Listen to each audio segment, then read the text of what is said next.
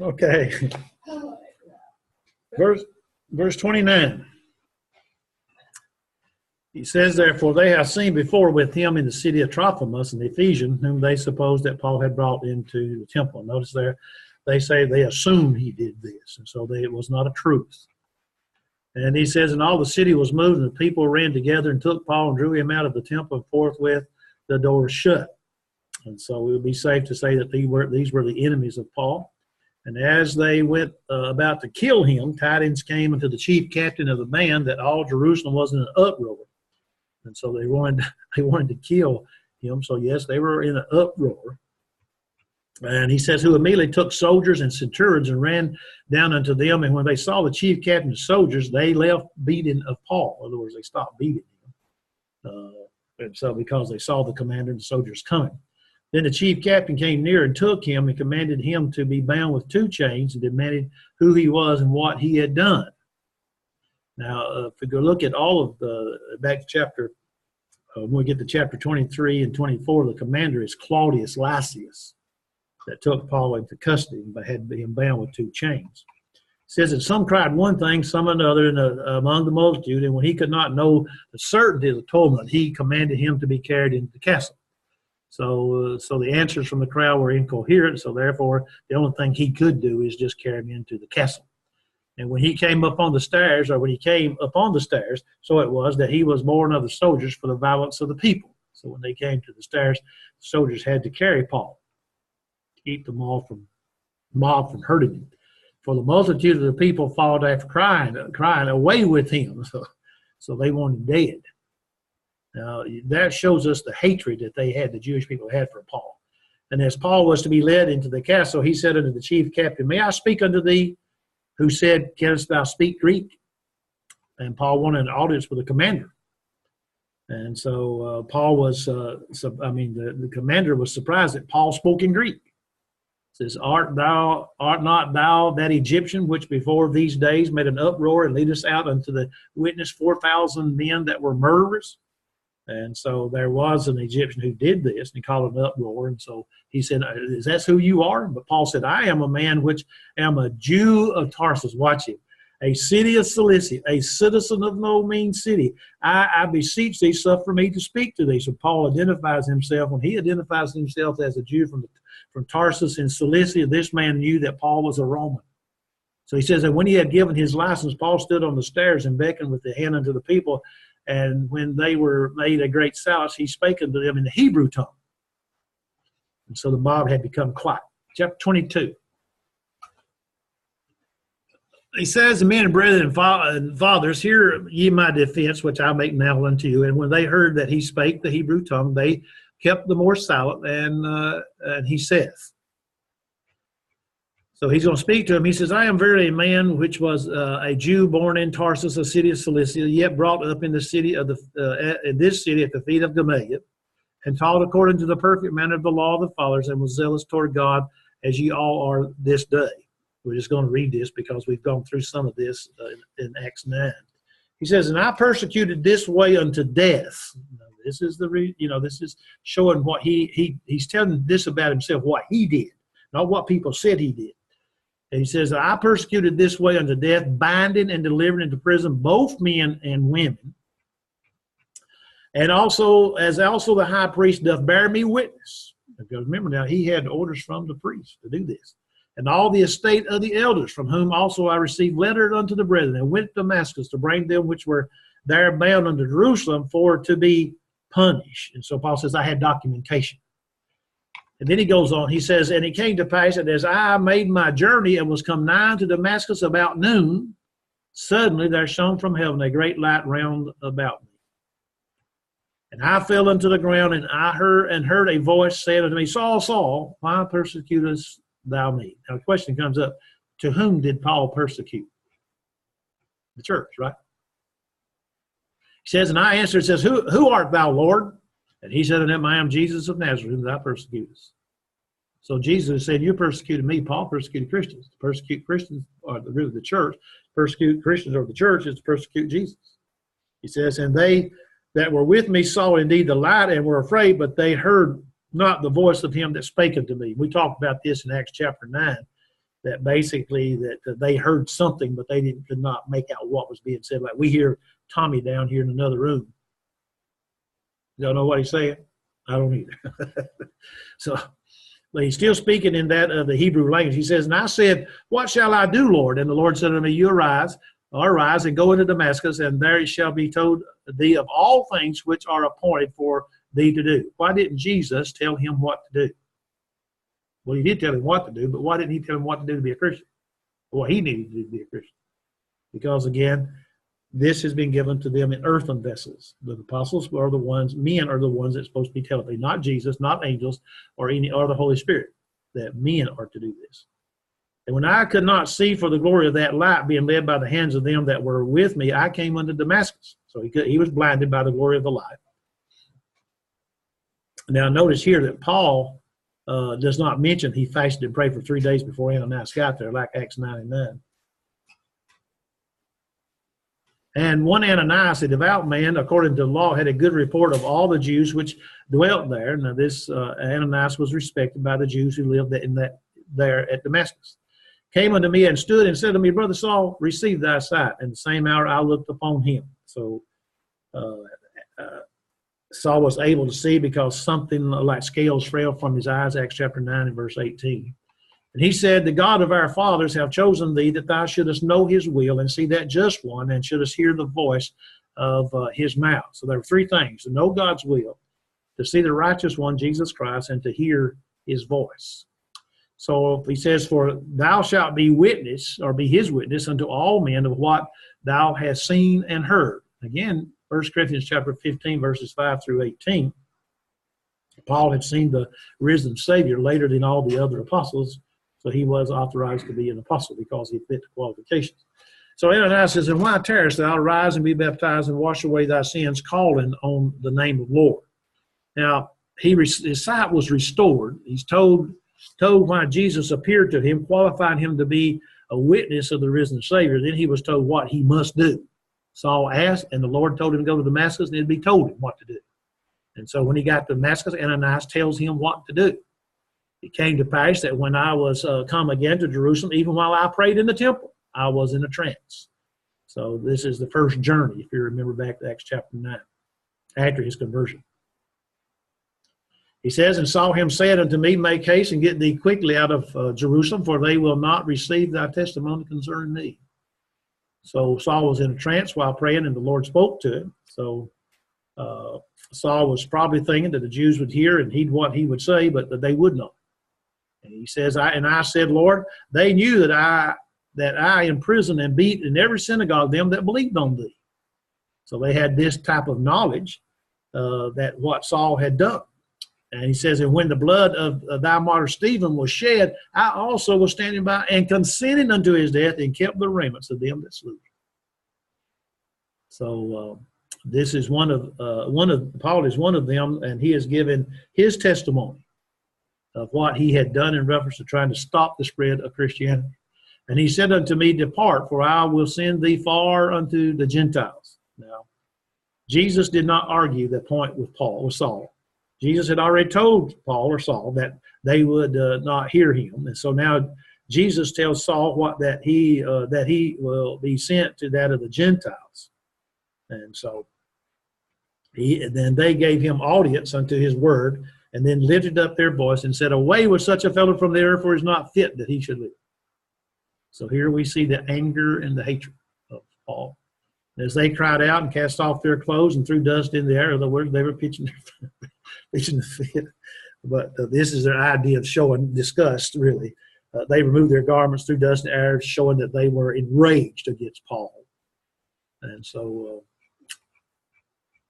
the chief captain, though, commanded him to be brought into the castle and bade that he should be examined by scourging, that he might know wherefore they cried so against him. So this examination that was to be administered to Paul was the usual method of a prisoner, whatever the charges would be. And Paul talks about 2 Corinthians 11:25, how he was beaten 3 times.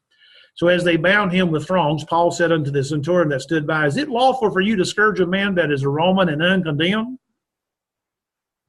Paul knew that it was illegal to beat a Roman citizen who was untried and uncondemned. Therefore, he asked the centurion, smart man.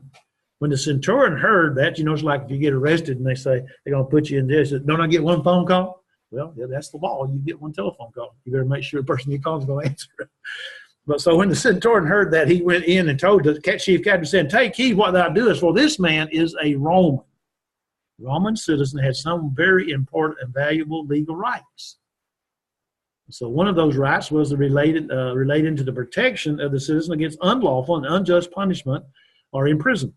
So then the chief captain came and said, Tell me, art thou a Roman? He said, Yes.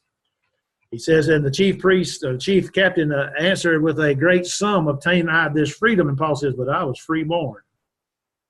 So this is all that we know about Paul being a Roman citizen. He was freeborn. The chief captain had bought his, but Paul was given to him because he was born a Roman citizen. So then straightway they departed from him, which should have examined him. And the chief captain also was afraid after he knew that he was a Roman, because he had bound him. So what he had learned, that he was a Roman citizen, caused the captain some problems, for himself. And he knew that. Instead of trying to find out who he was, he told him who he was. And therefore, he should have known that he was a Roman citizen, but did not. So on the morrow, because he would have known the certainty whereof he was accused of the Jews, he loosed him from his bands and commanded the chief priests and all their council to appear, brought Paul down and set him before them. So this is around May the 25th, 59 AD. And so Paul is sent to the political capital at Caesarea. And the chief captain orders all the high priest and the Sanhedrin council to assemble to come together, since Paul was a Roman citizen and the chief captain was limited in what he could do.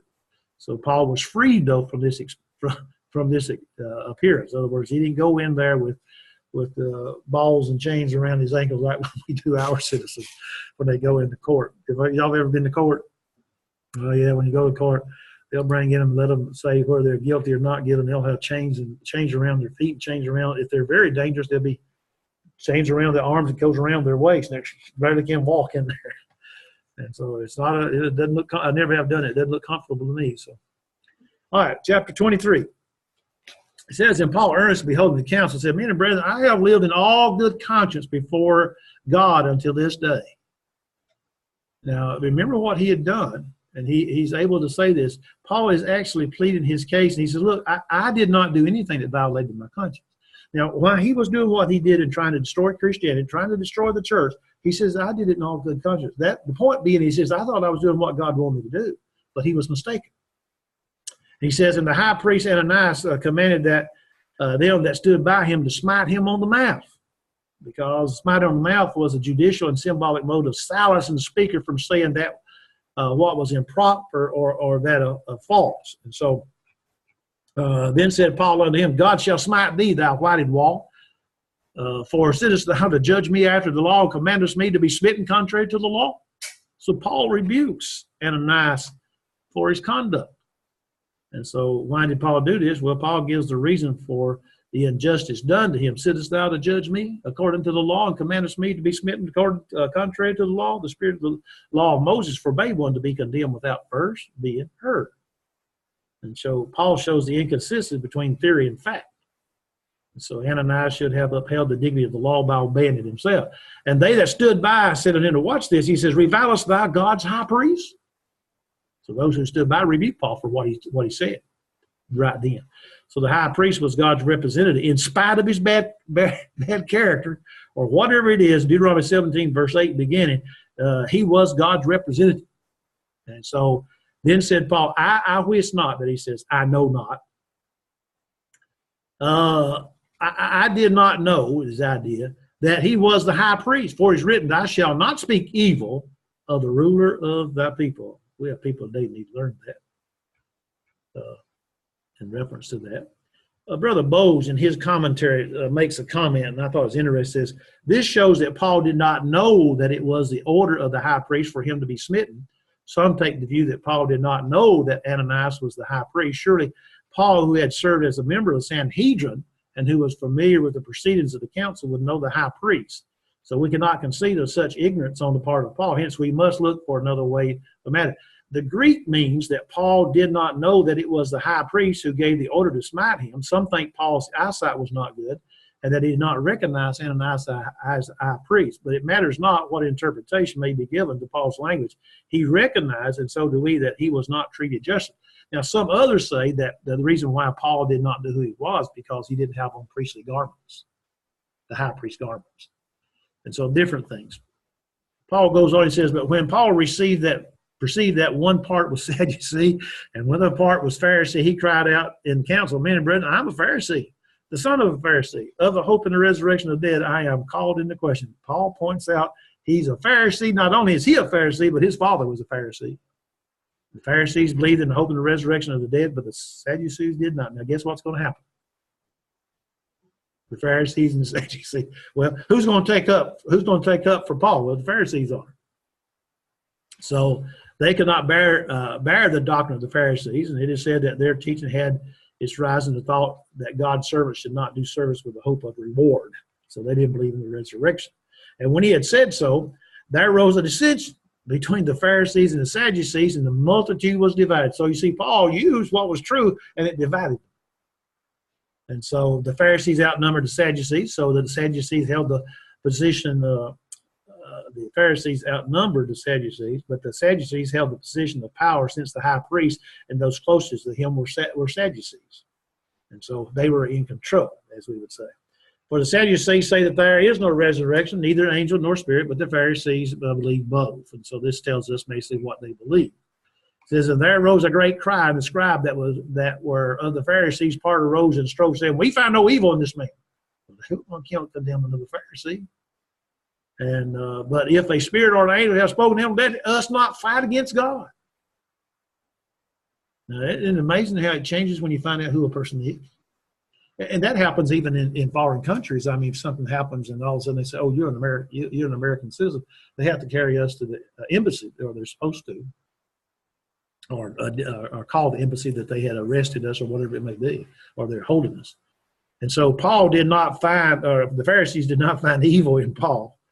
It says, notice what they say. Now, King James C there, saith in 23 and verse 9, if he says, but notice what, now this is the scribe. He says, but if, does he use the word if there?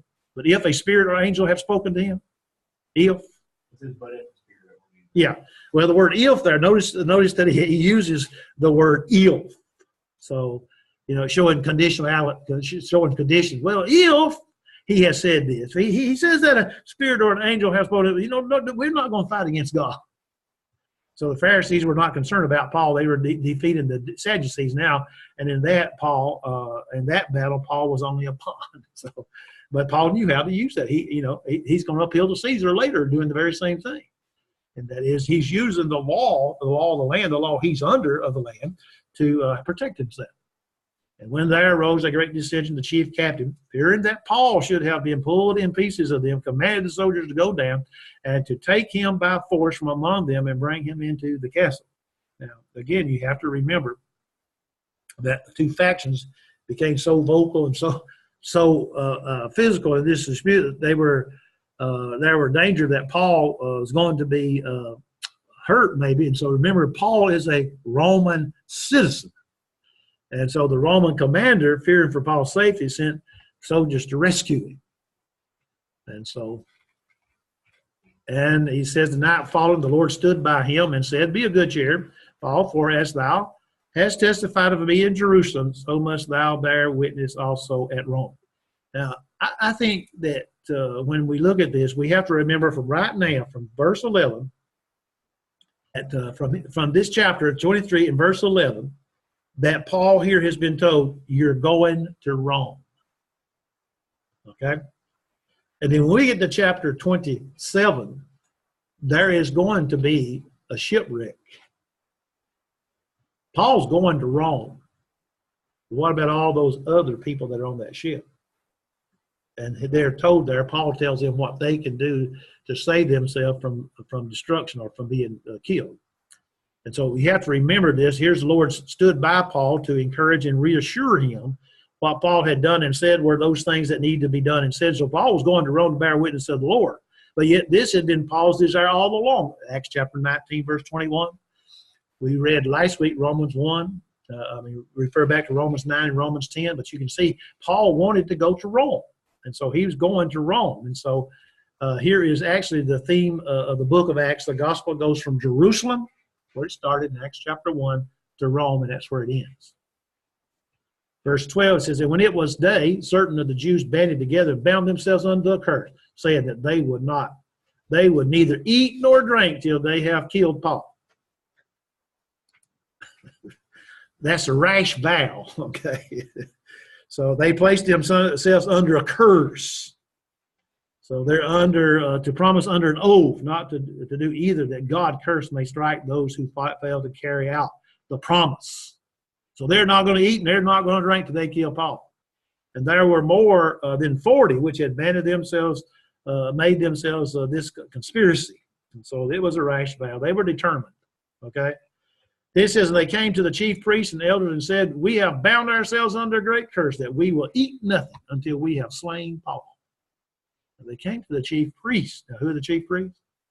Sadducees. Okay. And the elders, he says there. So they needed to help, and the help and the cooperation of the Jewish leaders deceived their plot.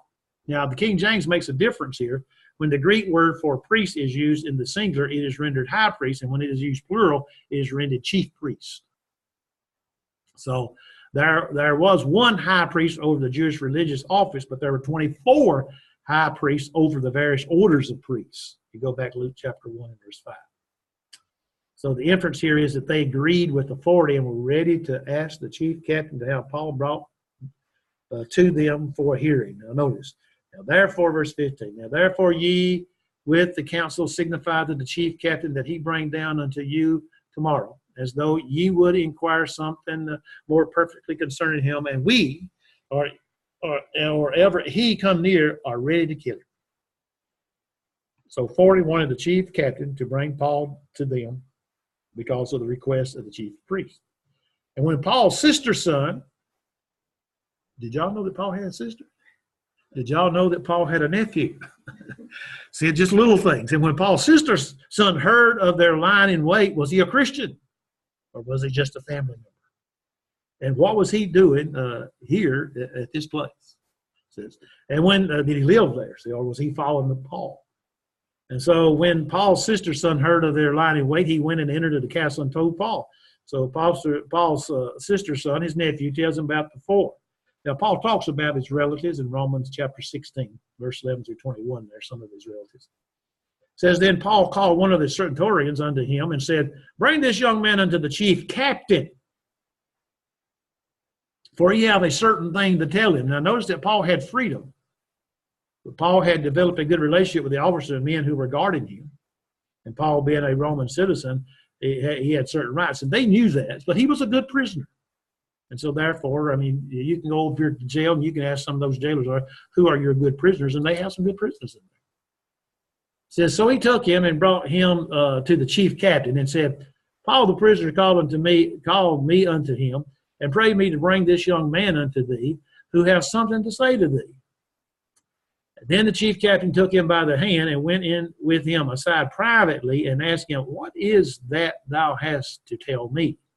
So you notice how the chief captain took Paul's nephew so they could talk privately. And so one should be impressed, I think, with a sense of polite discipline that was evident in the regiment of the Roman army. It seems here we see some of that's going on. In verse 20, it says, and he said, the Jews have agreed to desire that thou wouldest bring down Paul tomorrow in the council, as though they would inquire something of him more perfectly. And now remember, this is their plan. But do not thou yield unto them, for there lie in wait for him of them more than 40 men, which have bound themselves with an oath that they will neither eat nor drink till they have killed him.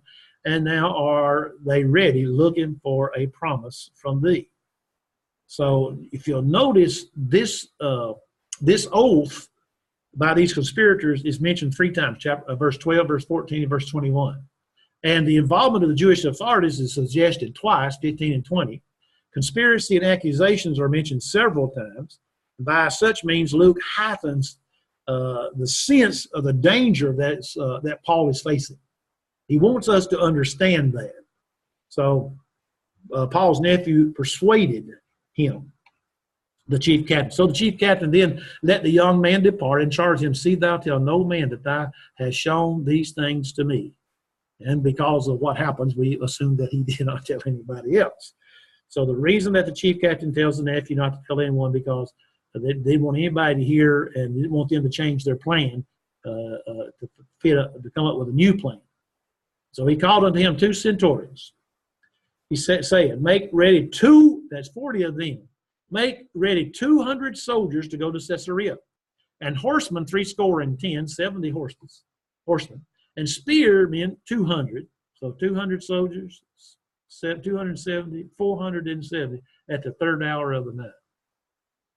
So the chief captain wasn't going to waste any time, was it?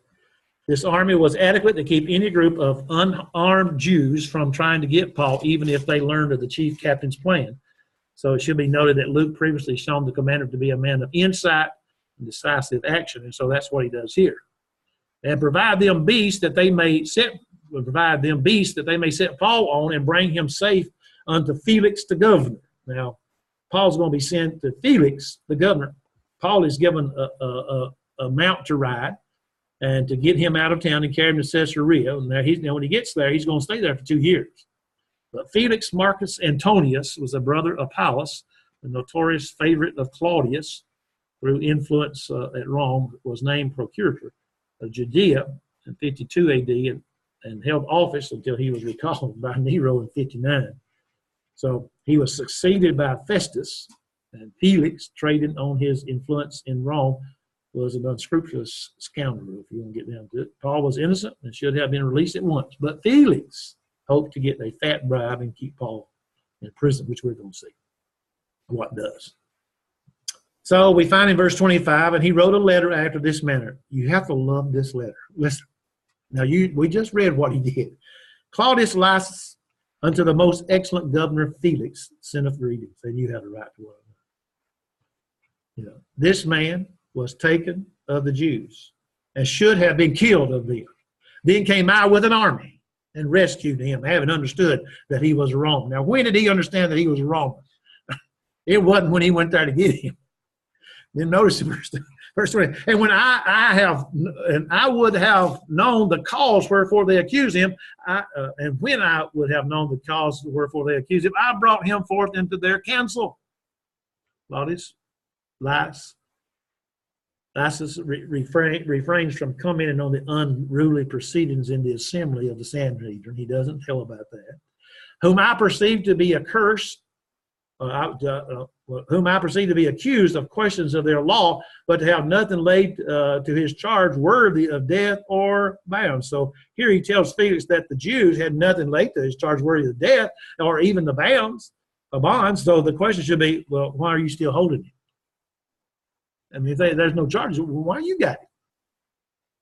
Well, Paul's going to Rome. If you remember, Paul's still going to go to Rome. All these things are happening.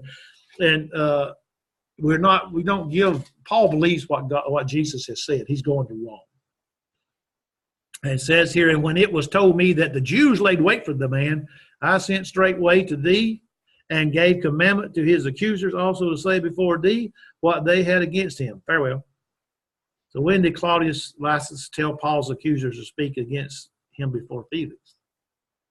This was a smart move on behalf of Claudius. He sent Paul and his accusers to Felix. By doing this, Claudius appeals to Felix to function as a judge on behalf of the Roman citizen whom he is legally obligated to protect. Then the soldiers, as it was commanded them, took Paul and brought him by night unto Antipatris. I think that's the way you say that. And this was 26 miles south of Caesarea. And the city was rebuilt by Herod the Great. And so Caesarea was, said about somewhere around 30 miles away. You remember Philip and others, Christians that were from Caesarea, says, on the morrow they left the horsemen to go with them and returned to the castle. So the foot soldiers and spearmen returned to Jerusalem the next day, but the 70 horsemen took Paul to Caesarea. It may be here that the chief captain informed the Jewish leaders that Paul had been moved to Caesarea and for them to go there. We don't know, but some way or another they were told. So who, when they came to Caesarea and delivered the epistle to the governor, presented Paul also before him. So this concludes Paul's rescue from the Jews. Now, 2 years later, Paul is still in prison, and Festus was the new governor. The Jews were still determined to end Paul's life. They didn't stop here. It's according to chapter 24. It says that when the governor had read the letter, he asked of what province he was, and when he was understood that he was Cilicia, we notice that he says, I will hear thee, and said he, when thy accusers are also come, and he commanded him to be kept in Herod's judgment hall. So he read the letter, knew that he was responsible under the Roman law to be certain of the facts of the case. So he wanted to know where Paul was from. And when he found out where Paul was from, we find that he puts him in the Herod's judgment hall. And Paul, before Felix, will be a prisoner for 2 years in Caesarea. In AD 59, we find Felix becomes governor of Judea. Vicious criminals would not have been kept in such a place, and therefore it had been inferred that Paul was honorably treated and given the best accommodations of a man that's being detained. Chapter 24. It says, and after 5 days, Ananias, the high priest, descended with the elders and with a certain orator named Tertullus, who informed the governor against Paul. Now, so Paul was here in the Herod's judgment hall before the high priest Ananias went down to Caesarea with some of the elders in the law named Tertullus. So Paul's accusers were clearly anxious to expedite, as we would say, the proceedings. And now they were going to use the best possible legal assistance. And so this was the former process in which a trial was set in motion, with the accused not yet being present to answer the charges. And when he was called forth, Tertullus began to accuse him, saying, seeing that by thee we enjoy great quietness, and that very worthy deeds are done unto the nation by thy providence. And so he presents his speech with the customary rhetoric, that we would say, of trying to introduce himself and all that type of stuff, with all his complimentary exaggerations and so on. So Tertullus further claimed that it was because of the governor's foresight and his providence that many things had happened in the Jewish nation. He says, we accept it always and in all places, most noble Felix, with all thanksgiving or thankfulness. Notwithstanding that I be not further tedious unto thee, I pray thee that thou wouldest hear us of thy clemency a few words. So Tertullus moves on to the substance of his speech, and he says, for we have found this man a pestilent fellow. Now, pestilent means pestilence, a pestilent fellow, a pest, a plague. So Paul was like a plague to the Jews, disturbing and upsetting them and their religion all the time. Like I said, when he went into a place, he either started a revival or a riot. That's the way he was. And so here he points this out to him. He says, and a mover of seditions among all the Jews throughout the world, and a ringleader of the sect of the Nazarenes. So what was Tertullus saying? He was actually pointing to the law that rebellion and the creation of civil disturbance was a capital crime and preeminently prisonable as well. And that it should be noted that the social political effect of Paul's ministry was being highlighted to indicate the danger of Christianity for the well-being of the Roman Empire, and that the prisoner was being likened to a dangerous disease which must be stopped before it infects everything or everyone. So it's interesting that this charge was some extent echoed the one that's made in Luke 23 verse 2 against Jesus. This charge was to bring against a Jew during the reign of Claudius or the early years of Nero's reign, where we have a great persecution that takes place. The term Nazarene was normally applied to Jesus, but here it's the plural, and it refers to the followers. He says, who also hath gone about to profane the temple, whom we took and would have judged according to our law. It had been alleged now that he had profaned the temple. but not be proved. They could not prove that he brought an Ephesian person into the temple. And so he says, we took him, at best, the statement is half true because the Jews were intent on killing Paul when they seized him in the temple. And so, but the chief captain Lysias came upon us and with great violence took him away out of our hands.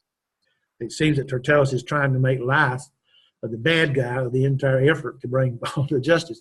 But Tertullus continues to express his dissatisfaction by reminding Felix of what Claudius Lysias did, ordered that the Jewish rulers present their accusations against Paul before the governor.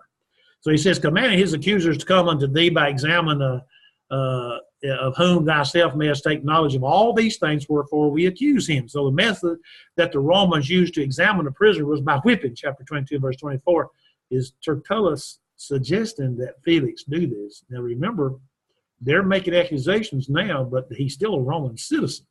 Yes, he's a Jewish person, but he is a Roman citizen. And the Jews also assented, saying that these things were so. So Luke concludes by saying that Ananias and the elders added their support to that of Tertullus. The irony of the incident is that Ananias, who prevented Paul from speaking in the assembly of the Sanhedrin back in chapter 23 and verse 2, is now forced to listen to Paul's defense. So Luke adds that the Jews joined in the accusation. He actually uses a military term, said they joined into the attack. And so they were attacking Paul, showing the intensity. So they joined their lawyer and asserted that these things were true. And so, but Luke had already told us that they were false. So then Paul, after the governor had beckoned unto him to speak, answered, forasmuch, he says to him there, as I know that thou hast been many years a judge unto this nation, I do the more cheerfully answer for myself. So Paul begins his response with a brief compliment, as Tertullus did, and in more restrained fashion. However, he expressed himself glad to make his defense before Felix, knowing that of many years that he had been a judge of that nation. So although the normal period of a proconsulship in the senatorial province was only 2 years, there is evidence that Felix had been active in that region for a very long time, as probably like a just a junior type person, colleague, before his appointment to be procurator of the area. So Paul acknowledged him as a judge and one who had experience. And so Paul points out there that he knows that Felix is acquainted with lawsuits in Judea and actually should understand the matter. So Paul cheerfully begins his defense because he wants to set the record straight in presence of a judge who has some knowledge of the way. You drop down to verse 22 there. He says there to him, he says, and after certain days when Felix came with his wife Drusilla, which was a Jewish, he sent for Paul and heard him according concerning the faith, and he reasoned with him and so forth, down through there. And so he wanted to reason with him. He says, verse 11, because thou mayest understand that there are yet but 12 days since I went up to Jerusalem for to worship. And so he says, I want you to understand that this is what I did. So Paul's main point is his intention to use the temple appropriately as a faithful Jew, not to desecrate it. He says, I went up there. And so there is a discussion about the 12 days, but the point is that his visit to the temple is very recent, and so it should still have been possible to find reliable witnesses concerning the event. Did they find any reliable witnesses? No, they couldn't prove anything that he had done wrong. It says in verse 12, and they neither found me in the temple disputing with any man, neither raising up the people, neither in the synagogues, nor in the city. So he not only the place where the Jews were supposed to be, but then not only he went to that of the synagogues where people were meeting in other places in the city. And he says, not even in the city. So he simply says, a second line of defense was to question the reliability of the accusers. So neither can they prove the things whereof they now accuse me. So Paul states the truth. He puts Tertullus and the Jewish leaders on the defensive by challenging them to prove it. So according, and if you ever watch law shows, you notice that's what they do in court and so forth. So according to Jewish law, an accusation had to be verified by 2 or 3 witnesses, Deuteronomy 17, verse 6. And Paul's opponents had unable to present evidence to support their accusation. So Paul now turns from the first accusation of causing disturbance, a political offense, to the second allegation of being a leader of a Nazarene sect. He says, but this I confess unto thee, that after the way which they call heresy, so worship I the God of my fathers, believing all things which was written in the law and the prophets. He says, I believe everything. Now, I'll tell you something.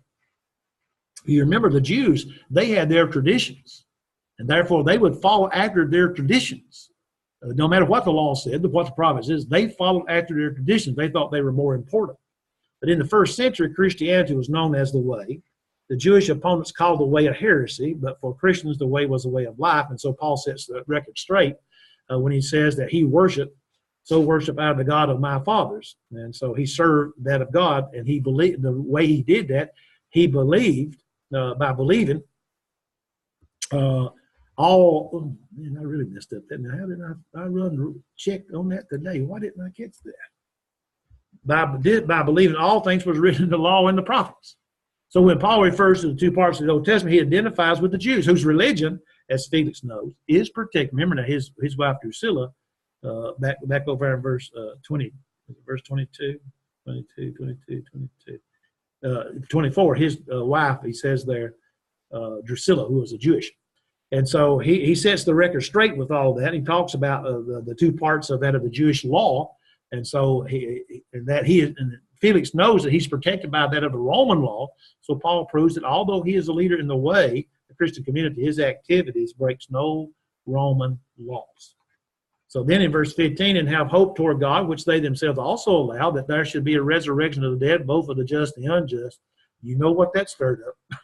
The Sadducees and the Pharisees. Because here they were his accusers, and so here they were.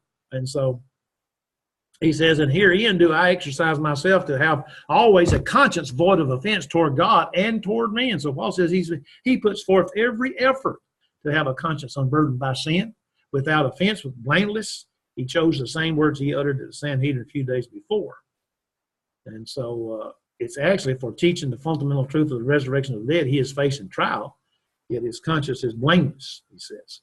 Now, after many years, I came to bring alms to my nation and offerings. So Paul had been absent from Jerusalem for several years, but his recent visit, when he brought the alms, you remember, and so forth, the offerings there that was in need, he brought that collection of the financial gifts from the Gentile churches to the poverty-stricken Jewish Christians in Jerusalem.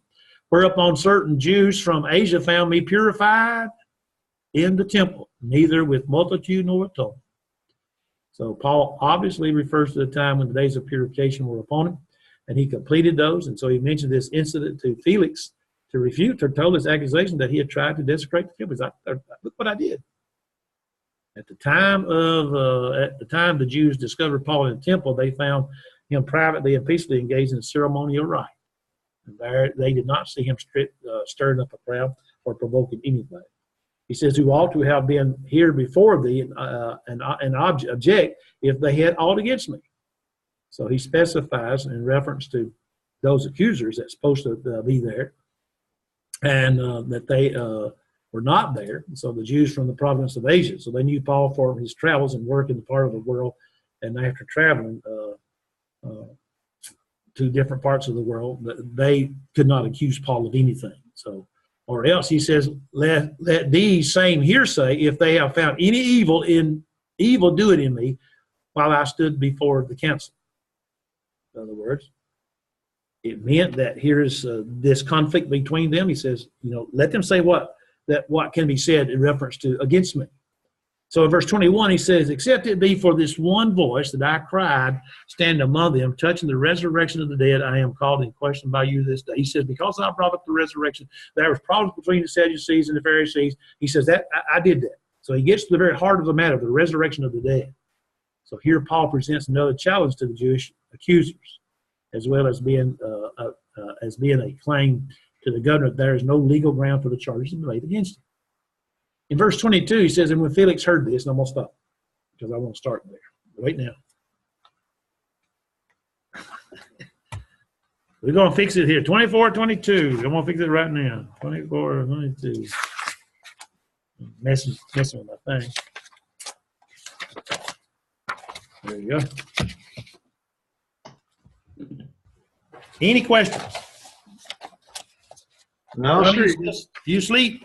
Oh, you got the pedal to the metal, man. You're getting on down. Well, most of this is kind of like history. Yeah, it is. We don't use a lot of this in here to try to prove any kind of doctrinal thing, and so to me, it seems like we can maybe move on. And We will get through the last day with all the, unless y'all want to test now. If y'all want to test, I can give you a test. No, I taught the junior high class. I filled in here a couple of times, and this was one of the stories. One of the lessons that we had in there was about this, and so it's hadn't been but about 3 or 4 months since Yeah. Well, I really enjoy the Book of Acts. It moves fast and so forth, but I enjoy it. Did you get you any commentaries? Yeah, I got into that eSword and looked around in it. I had been using Blue Letter Bible Yeah. on that, and Well, now on that C sword, I got some Homer Haley's and some of those, but I just didn't know. yeah. Well, now on eSword, if you'll contact Bradley Cobb, he has some of the books like that's been they're what you call it when everybody can get them. They're free to print. Oh yeah. Public domain. Some Some of our brethren's works that's public domain, and he has printed those so you can actually download them in PDF. And you can get those. It's Bradley Cobb. He has a place in where you can download those things. I downloaded a lot of them. I use Logos. Okay. So I downloaded a lot of those PDF files, and I saved them in the Word, Microsoft Word, and then I added them to my Logos program. Okay. So I can research them. But now, what's happened now with Logos is actually have printed got some of our brethren's books. They're eventually going to have all of Brother Thomas Warren's books ready. Oh yeah. So I really like my Logos program. Yeah. All right. Well, thank you, All brother. right, you take care. You too. Bye-bye. Bye.